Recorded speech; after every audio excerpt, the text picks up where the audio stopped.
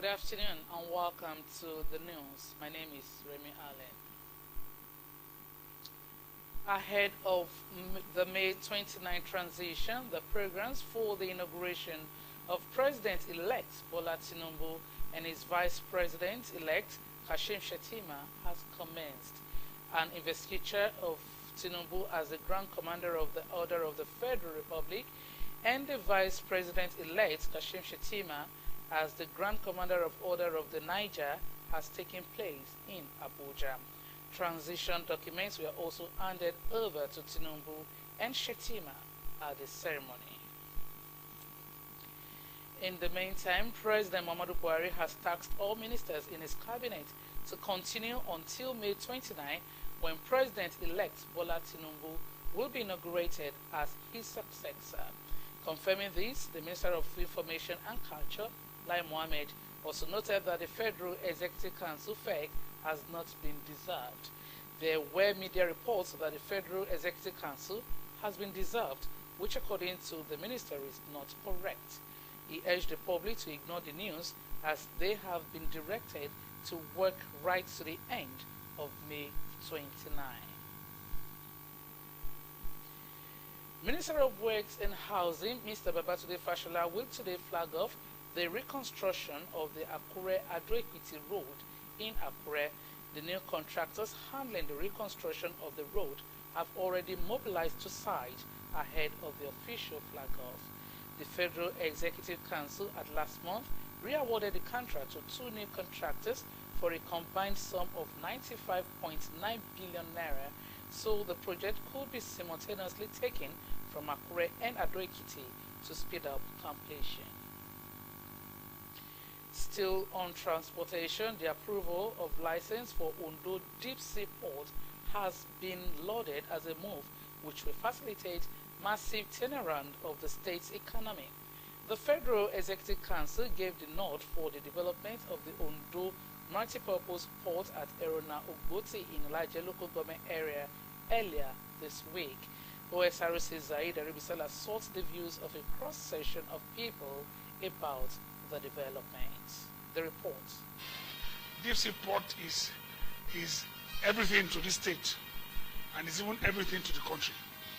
Because if you have a natural port where you have draft over 60 meters, what else do you need? The country must be interested in Port Ondo. The clamor for the establishment of Port Ondo at Erona Ogboti in Ilaje local government area has been on since inception of the Akeredolu administration.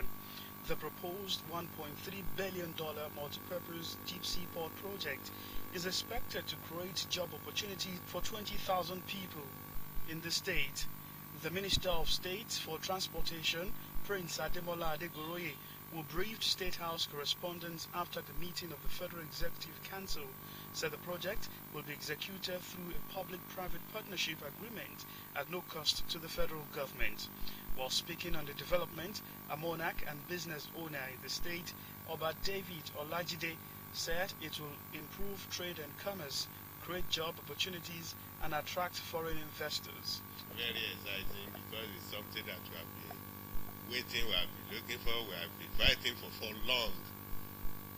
We are very, very happy that during this Arakuni Akeredolu we are able to achieve, we are able to get this. We are very, very happy. When I heard the news, I'm very, very happy. A financial analyst, Bankole Olaoluwa, said the seaport will boost the state's revenue generation capacity. We now ensure that relevant stakeholders swing into action to ensure that the project starts in earnest.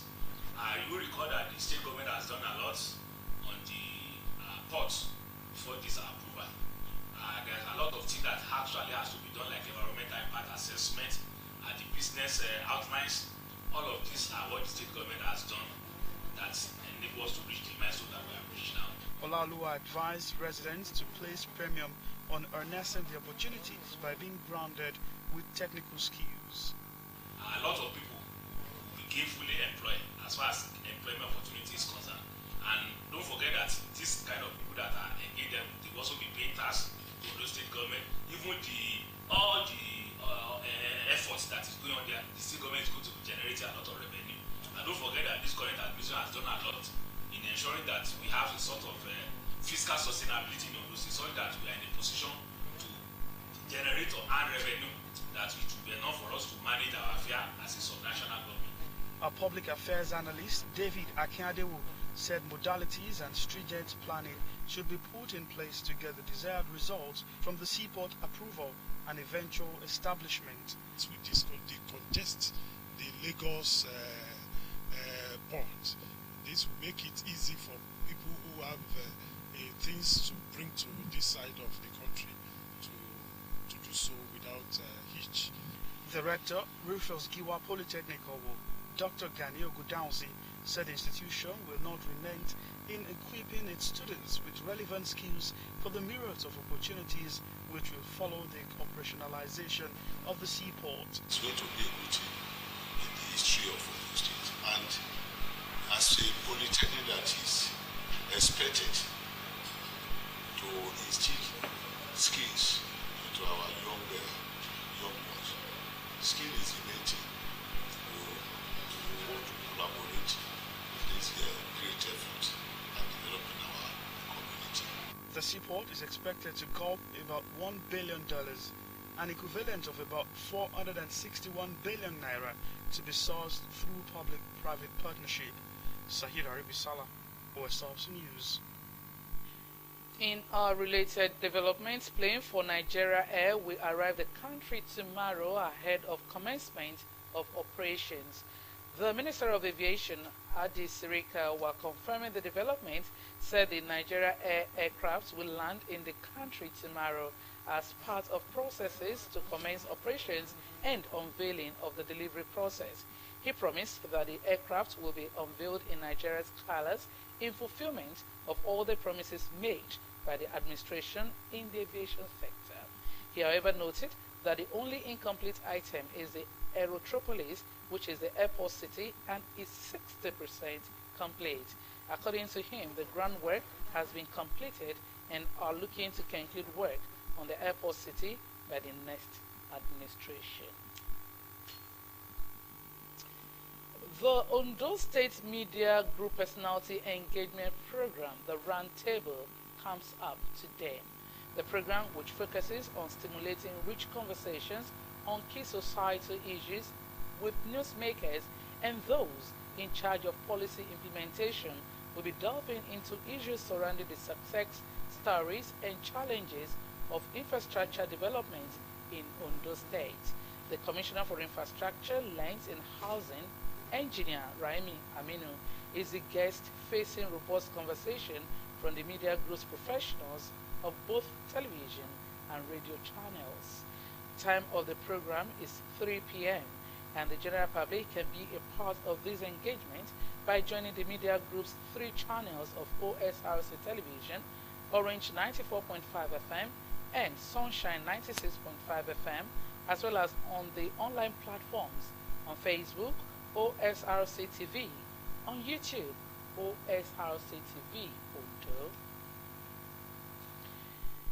Several private media and online outlets in Guinea have staged a news blackout in protest against a crackdown imposed by the ruling military.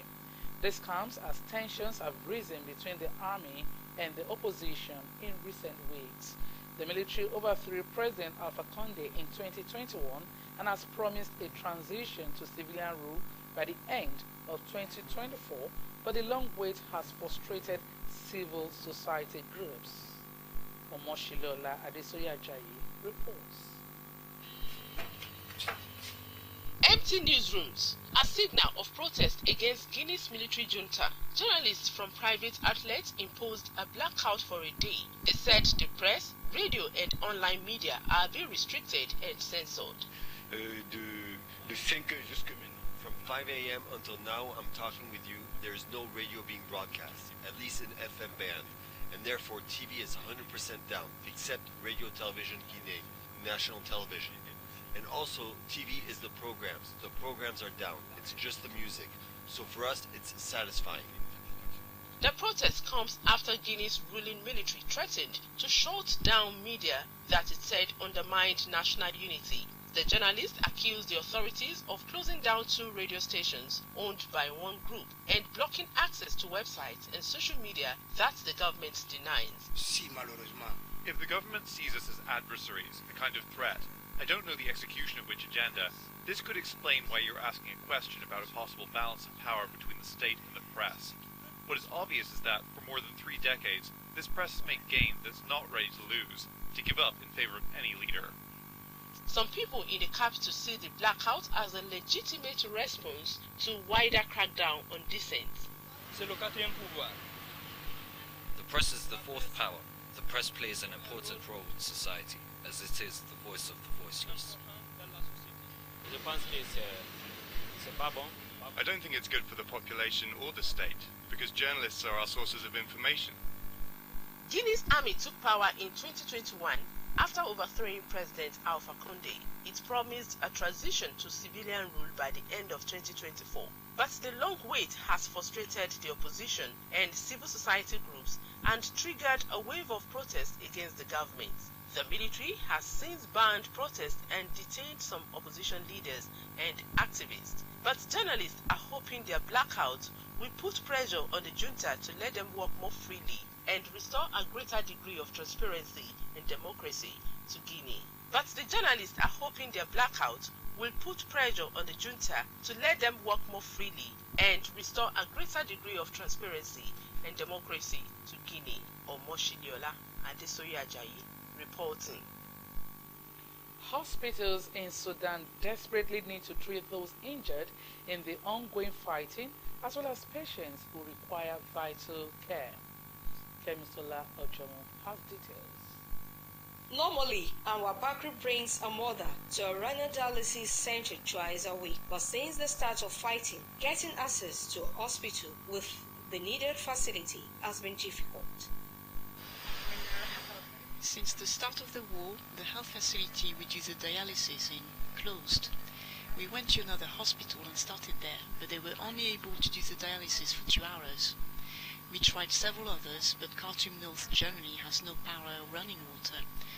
This is my mother's first dialysis in 2 weeks.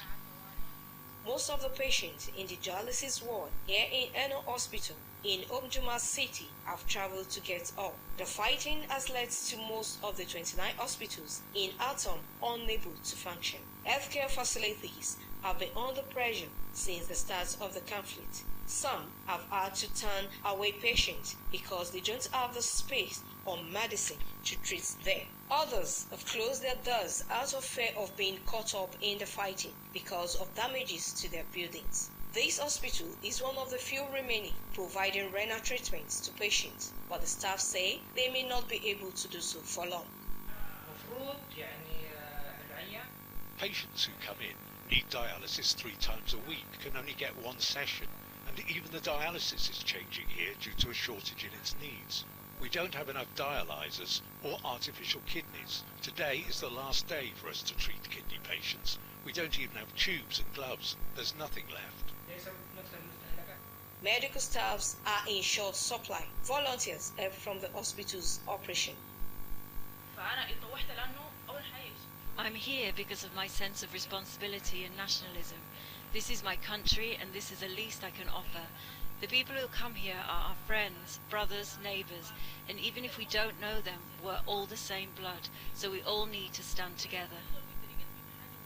A ceasefire signed between the warring parties is meant to open humanitarian corridors for those in need of medical assistance, but the fighting continues, threatening to make a dire situation even worse. Kemisola Ojomo, Osrc News. The United Kingdom has promised to bring down immigration numbers, but new data due to be released today is expected to show record highs. As part of its campaign, the Home Office is stopping many foreign postgraduate students from bringing relatives to the country. The family, so be with family. And the second thing is studying. So it because, young children grow very fast, and 1 year is a very long duration especially for young kids. So I want to be with family. It's not xenophobic to say that mass and rapid migration is unsustainable. The report shows quite clearly that even taking into account those costs and the cost of accessing public services, for example, the overall net economic contribution is still overwhelmingly positive. It's over £37 billion a year. I think it's really important that we remain competitive, we remain open to international talent, and that we don't undermine what is actually a real global success story for the UK. Lebanon's Justice Minister says the central bank's governor will not be handed over to European courts for prosecution for alleged financial crimes. He says Riyad Salame will be tried at home. The government has said nothing on the matter and left the decision up to the judiciary.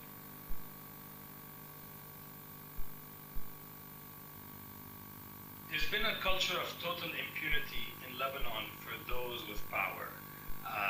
No one has ever been of the political class, despite numerous, often documented allegations of corruption, of even in some cases ordering murders and other things. No one has ever been held to account. Lebanon, the problem that we're facing is that we have a political class that is linked to the banking sector, and together they have made huge amounts of money. So if he falls, there is a huge risk that the whole political class falls. Hence, him being protected by this corrupt class and by the judiciary.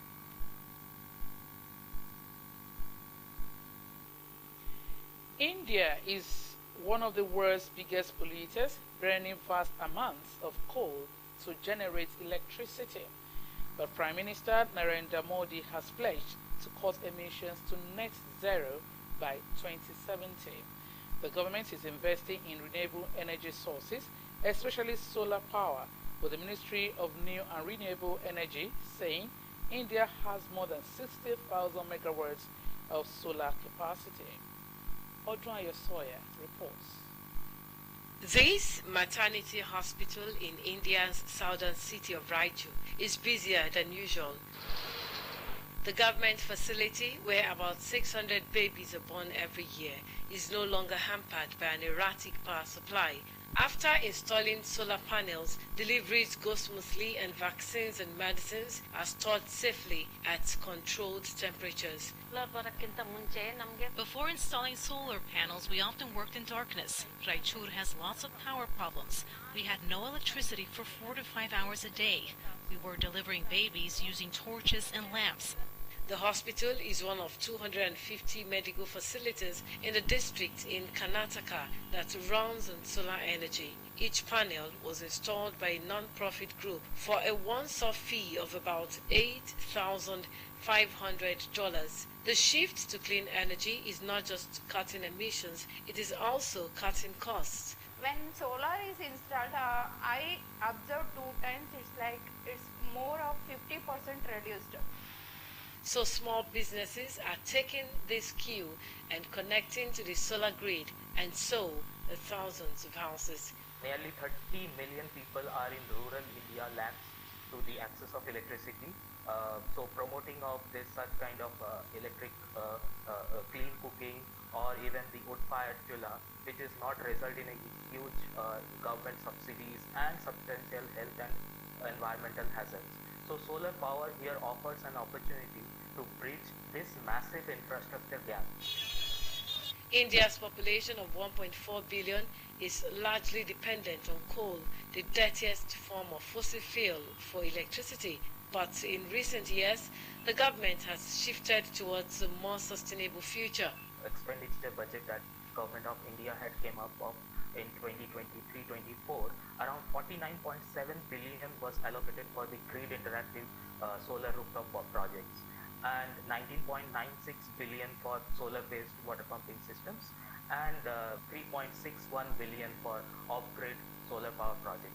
The Ministry of New and Renewable Energy says more than 60,000 megawatts of solar power has been installed in recent years. Adopting clean energy is central to meeting sustainability goals and efforts to combat climate change. But India has a long way to go. Several cities, including the capital, New Delhi, are ranked among the most polluted in the world.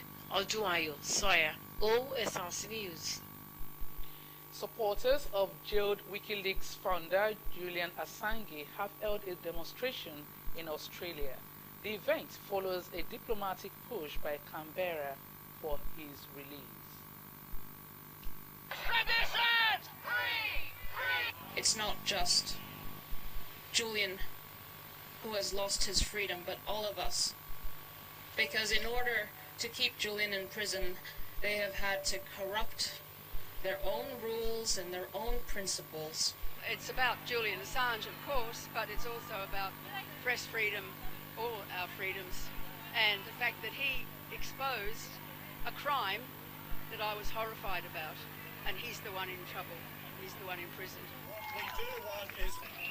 For me, look at every human rights NGO, every press freedom NGO in the United States, over 25 of the largest ones, Amnesty International, Human Rights Watch, ACLU, all calling on the Biden administration to drop this because of what it means to press freedom in the United States. United States President Joe Biden is expected to mark the first anniversary of the mass shooting in Texas in which 19 students and 2 teachers were killed. The shooting at a school in Uvalde led to calls for stricter gun control measures. Activists say the widespread availability of AR-15 style assault rifles has led to an increase in mass shooting. The gun is now unbanned in several U.S. states. Joe truck driver, it could be a judge, politicians, it can be Harry homeowner. It's literally, it's a gun for everybody. Standard barrel, heavy barrel, and variations thereof. You can go to a quad rail handguard. So you see this beautiful gun? It does shoot. I promise. You're going to do so much more damage. I think that most people who are not familiar with being at the scene of those kinds of shootings, most people would be shocked at how one rifle round can tear a person's face off or tear their body apart. You know what? It's America. You should be able to do whatever you want to do as long as you don't affect somebody else. Colombia Army says it has found new clues in the search for 4 indigenous children who appear to have survived a plane crash last month. The group includes an 11-month-old baby. They were on board a small plane that crashed in the southern Caqueta province.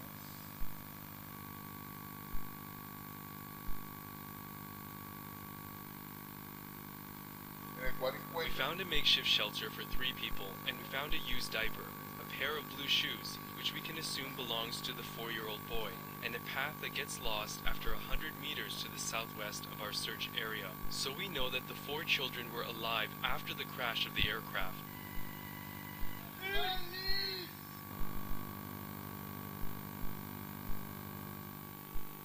Tina Turner, who was considered by many the queen of rock and roll, has died at the age of 83. She was one of the biggest recording artists of all time, with hits including Private Dancer and Simply the Best. Turner died at her home in Switzerland after a long illness.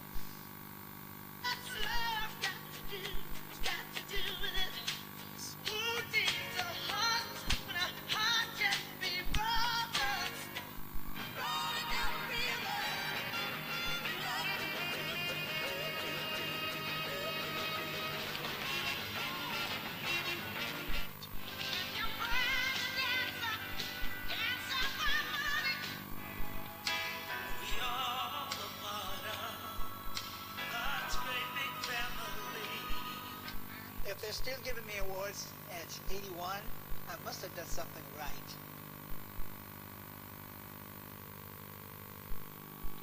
May her soul rest in peace. Moving to sports. Nigeria's Flying Eagles have sealed a place in the round of 16 at 23 FIFA Under-20 World Cup following a 2-0 win against Italy. Italy started the game on the strong foot and hit the woodwork through Casare Casadie on 5 minutes. The Flying Eagles took their time to settle into the game and troubled the Italian defense with a couple of long-range efforts. The Nigerian boys took control of the game in the second half, but were often let down by their final ball. The breakthrough came in the 61st minute, with Salim Fago nodding home superbly after it was set up from a delightful cross from Namdi. Winger John Sunday netted the second deep into stoppage time. The Flying Eagles will face Brazil in their final group game on Saturday in La Plata.